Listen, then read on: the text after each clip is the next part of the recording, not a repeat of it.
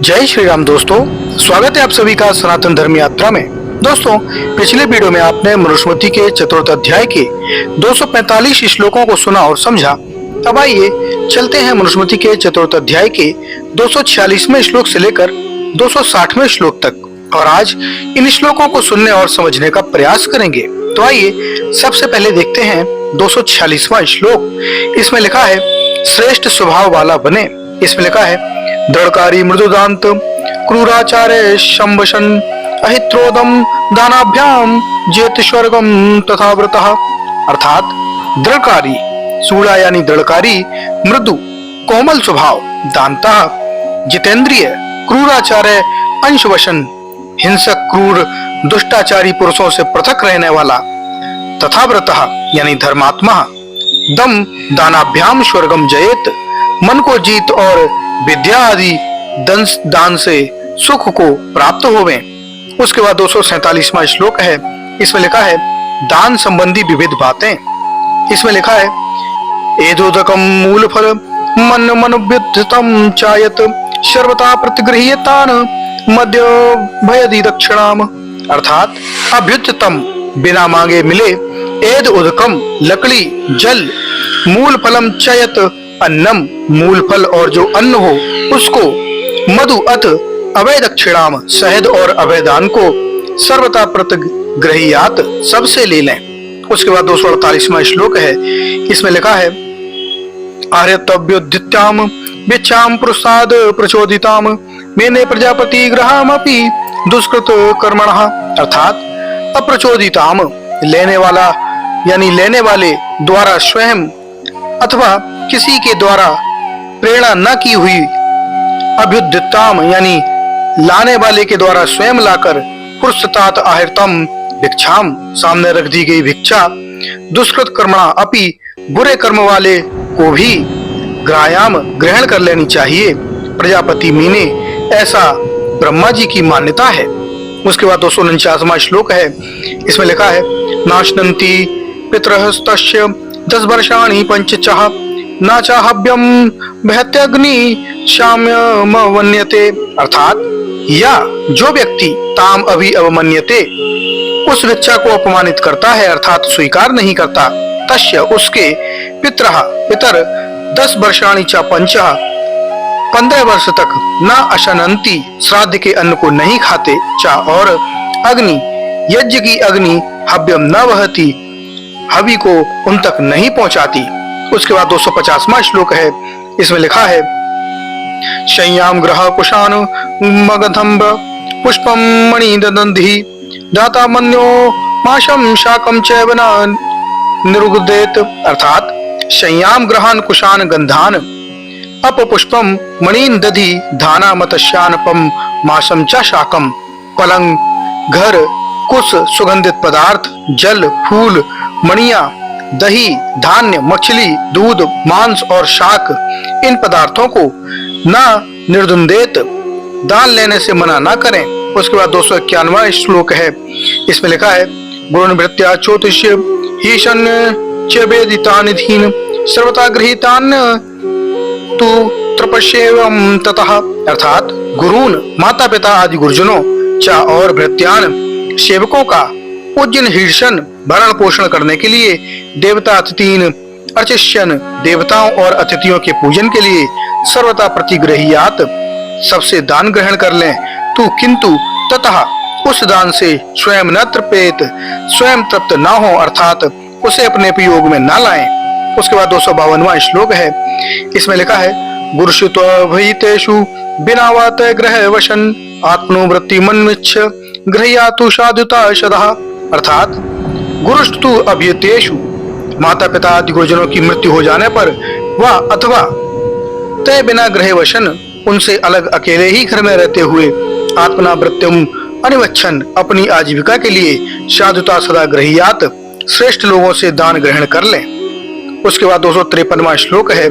इसमें लिखा है, आदिकम कुल मित्रम चा गोपालो भाषण पितः एत शूद्रेषु भोज्यान्नः यश्चात्मनम निवेदयेत। अर्थात आर्थिक आदे से खेती करने वाला, कुल मित्रम कुल का मित्र, गोपाला यानी ग्वाल, दास नातिपो यानी अपने सेवक और नाई, चा और या जो आत्मना निवेदित स्वयं की सेवा के लिए अर्पण कर दे, एते शूद्रेषु भोज्यान्ना, इन शूद्रों के यहाँ भोजन कर लेना चाहिए। उसके बाद 254वां श्लोक है, इसमें लिखा है यादृशो अश्य भवेदात्मा यादृशं च चिकीर्षं यथा चोपचरेदेनं तथा आत्मनं निवेदयेत। अर्थात अश्य इस शूद्र की यादृशा आत्मना भवेत, जैसे पुरुषशील की स्थिति हो, चा और यादृशं चिकीर्षाम, जैसी इच्छा हो, चा तथा एथा एनम अपचरेत, जिस प्रकार इस ब्राह्मण की सेवा करना चाहे, तथा उसी प्रकार आत्मनम निवेदयेत, अपने को निवेदन कर दे, अर्थात सब बातें स्पष्ट करके स्वयं को सेवा के लिए अर्पण कर दे। अब इसकी अनुशीलन देखिए तो 247 से 254 तक के सभी श्लोक प्रक्षिप्त हैं। पहला कारण है विषय विरोध। इन श्लोकों में वर्णित बातें विषय बाह्य हैं, इनका न तो सत्वगुण वर्धन से कोई संबंध है और न ही ये व्रत कहे जा सकते हैं, अतः विषय विरोध के आधार पर सभी श्लोक प्रक्षिप्त हैं। विस्तृत विवेचन चौथे अध्याय के 33 से 34 श्लोकों पर विषय विरोध समीक्षा के अंतर्गत दृष्टव्य है। दूसरा कारण है अंतर विरोध। तो पहले अध्याय के 88वें श्लोक में दान लेना ब्राह्मण का कर्म निश्चित किया है, अतः वह सभी से धर्मानुसारी वस्तुओं का दान ग्रहण कर सकता है। 247 से 250 श्लोकों में कुछ वस्तुओं का दान ग्रहण कर लेना या न कर लेने की व्यवस्था मनु की उक्त व्यवस्था से तालमेल नहीं खाती, अतः विरुद्ध है।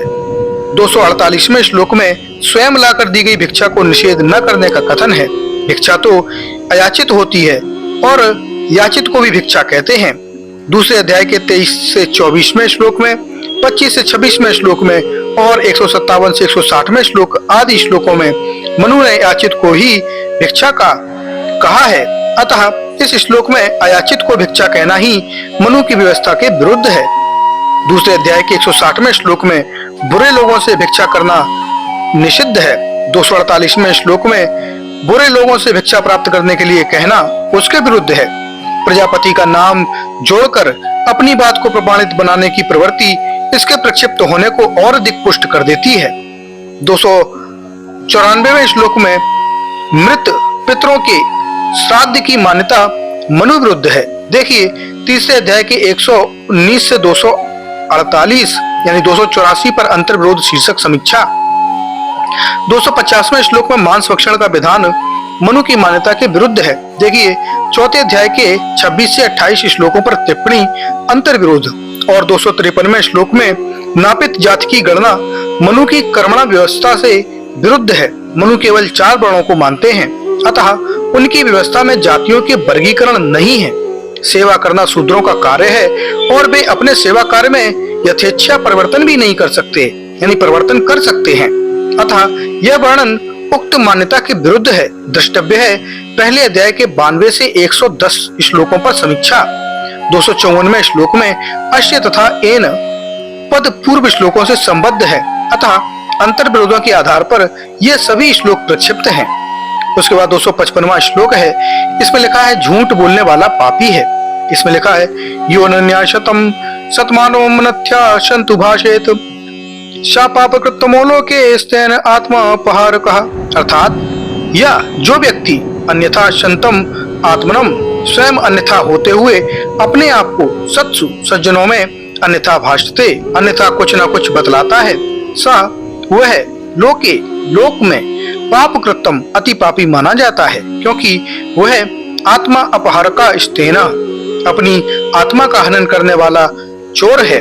उसके बाद 256वां श्लोक है, इसमें लिखा है वाच्यर्थान्यतः सर्वे वांग मूला वांग विनिश्रतः तुम यश्नेद्वाचम सा सर्व के चक्रनरः। अर्थात वाची सर्वे अर्थान्यतः, जिस वाणी में सब अर्थ यानी व्यवहार निश्चित हैं, वांग मूला वाणी ही जिनका मूल है, वांग विनिश्चितः जिस वाणी ही से सब व्यवहार सिद्ध होते हैं, या नरा जो मनुष्य ताम वाचम तेन एत उस वाणी को चोरता है अर्थात मिथ्या भाषण करता है, सा सर्वस्तेष कृतः वह जानो सब चोरी आदि पाप ही को करता है। इसलिए मिथ्या भाषण को छोड़ के सदा सत्य भाषण ही किया करें, परंतु यह भी ध्यान रखें कि जिस वाणी में अर्थ अर्थात व्यवहार निश्चित होते हैं वह वाणी ही उनका मूल और वाणी ही से सब व्यवहार सिद्ध होते हैं। उस वाणी को जो चोरता है अर्थात मिथ्या भाषण करता है वह सब चोरी आदि पापों का करने वाला है। उसके बाद 257वां श्लोक है, इसमें लिखा है योग्य पुत्र में गृह कार्यों का समर्पण। इसमें लिखा है महर्षि पितृदेवानाम गत्वा अनर्ण्यम यथा विधि पुत्रे सर्वं समासज्य वशेन माध्यमाश्रितः, अर्थात यथा विधि उक्त विधि के अनुसार महर्षि पितृदेवानाम अनर्ण्यम गत्वा व्यक्ति ब्रह्मचर्य पालन एवं अध्ययन अध्यापन से ऋषि ऋण को माता पिता आदि बुजुर्गों की सेवा एवं संतानोत्पत्ति से पितृ ऋण को यानी यज्ञों के अनुष्ठान से देव ऋण को चुराकर यानी चुकाकर सर्वम पुत्र समासज्य घर की सारी जिम्मेदारी पुत्र को सौंपकर तत्पश्चात वानप्रस्थ लेने से पूर्व जब तक घर में रहे तब तक माध्यस्तम आश्रितः उदासीन भाव के आश्रित होकर अर्थात सांसारिक मोह माया के प्रति विरक्त भाव रखते हुए बशेत घर में निवास करे। अब इसके अनुसार देखिए तो महर्षि देव पितृ शब्दों की विस्तृत विशेष व्याख्या के लिए आप देख सकते हैं तीसरे अध्याय के 82वें श्लोक की समीक्षा। उसके बाद 258वां श्लोक है, इसमें लिखा है आत्मचिंतन का आदेश एवं फल। इसमें लिखा है एकाकी चिंतनित्यम विविक्ते हितमात्मनः एकाकी चिंतयानो ही परम श्रेयो अधिगच्छति, अर्थात नित्यम प्रतिदिन विविक्ते एकांत में बैठकर एकाकी अकेला अर्थात स्वयं अपनी आत्मा में आत्मनः हितम चिंतयेत अपने कल्याण की बातों का चिंतन करे ही, क्योंकि एकाकी चिंतयानः एकाकी चिंतन करने वाला व्यक्ति परम श्रेय अधिगच्छति अधिकाधिक कल्याण को प्राप्त करता जाता है। उसके बाद 259वां श्लोक है, इसमें लिखा है विषय का उपसंहार। इसमें लिखा है एषोदशा गृहस्थस्य व्रति विप्रस्य शाश्वती स्नातक व्रत कल्पस्य शत्रु वृद्धि कर शुभ, अर्थात एषः यह गृहस्थस्य विप्रस्य गृहस्थ द्विज की शाश्वती वृत्ति नित्य की वृत्ति या दिनचर्या है। उदिता कहीं चा और सत्व वृद्धि कर शुभ सत्व गुण की वृद्धि करने वाला श्रेष्ठ स्नातक व्रत कल्प स्नातक गृहस्थ के व्रतों के विधान को भी कहा।